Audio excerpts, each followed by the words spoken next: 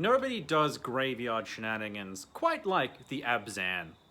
And I feel like I shouldn't have to explain that beyond they have the Dredge Commander.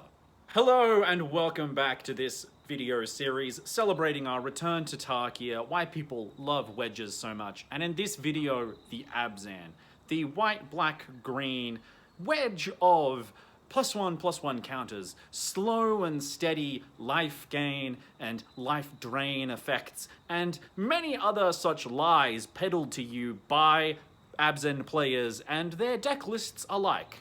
More than any other identity, I think there is a dichotomy between Abzan as it is presented to a new player or a casual observer, or indeed by the designers of Magic themselves, and the actual experience of what the most powerful things Abzan does and can do. Whether we're talking about white gaining life or generating creature tokens, but also casting Sunfall, Wrath Effects, Day of Judgment, board clears. Or we're talking about black paying life or cards for card draw, efficient creatures, but actually having the only discard effects in all of Magic, cranial extraction effects.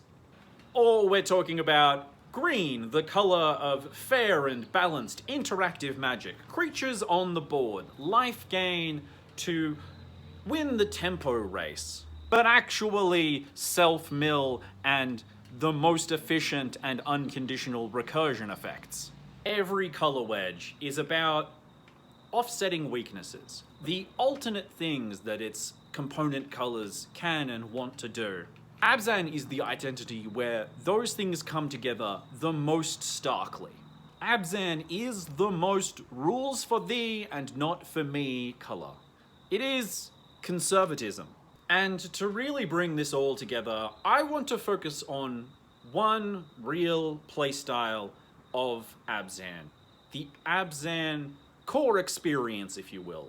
The Necrobloom playstyle. Because, sure, you can play Anafenza +1/+1 counters. You can play Doran the Siege Tower big butts. But if you want to play Necrobloom, Revilarch targeting Golgari Grave Troll, you have to play Abzan. Now, let's break down what each of the colors brings to the table here. Black-green is the color of Dredge. Dredge is self-explanatory, but in case you need it, Dredge is the single most game-breaking mechanic ever put to card. It should have cost mana. It should have been balanced differently than it was originally released. It should just not exist, straight up. It, on so many axes, goes against the fundamental laws of Magic that landless Dredge is a deck that Magic designers to this day have to actively be careful not to resurrect from the ashes of a ban list. Now, what does white bring to the black-green Dredge color? Why, white has resurrection effects, but not just resurrection effects. No, black-green has unconditional creature resurrection. In fact, it can resurrect any sort of permanent. But white gets cheap resurrection for small creatures. And the point of the matter is, when small is checked for. For you see, a creature may have 0 power in the graveyard, for it has 0 power printed on its card. And then it has an enters the battlefield effect that is, say, a +1/+1 counter for each permanent or creature or some other such thing in your graveyard. Which of course would be incredibly powerful if you had a mana-less, repeatable self-mill function. My god, could you imagine having all of those things on a single card? But the specificity of the Abzan game plan does not stop there. No, black-white, the color of single target powerful reanimation strategies, really changes its tune when it has access to green. Because green allows you to target not creatures, not enchantments, but lands. And in fact, many of green's tricky little self-mill a little bit and then renew a card from your graveyard are designed to cheaply and efficiently access lands.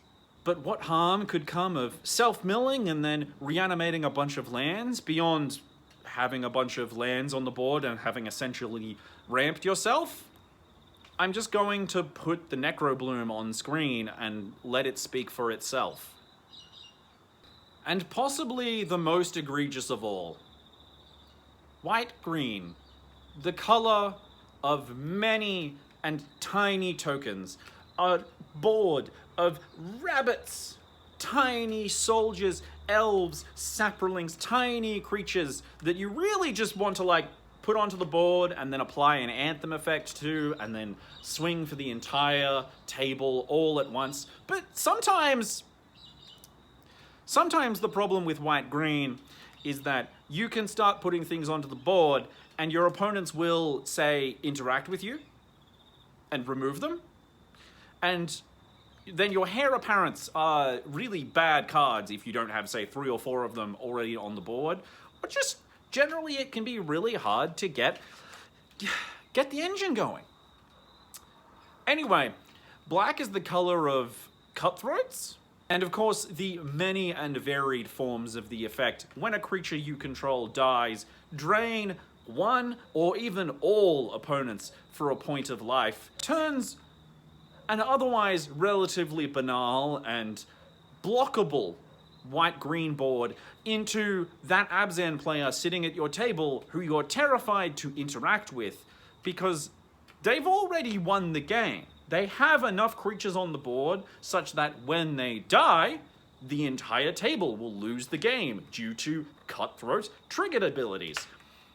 And you're all desperately digging through your decks to figure out, does a single person have any answer to this outcome? While you're doing all of that, they just sacrifice their entire board to Ashnod's altar because mana burn isn't a thing anymore, and it doesn't matter anyway if the game ends with a bunch of mana in the pool. Abzan is the wedge of...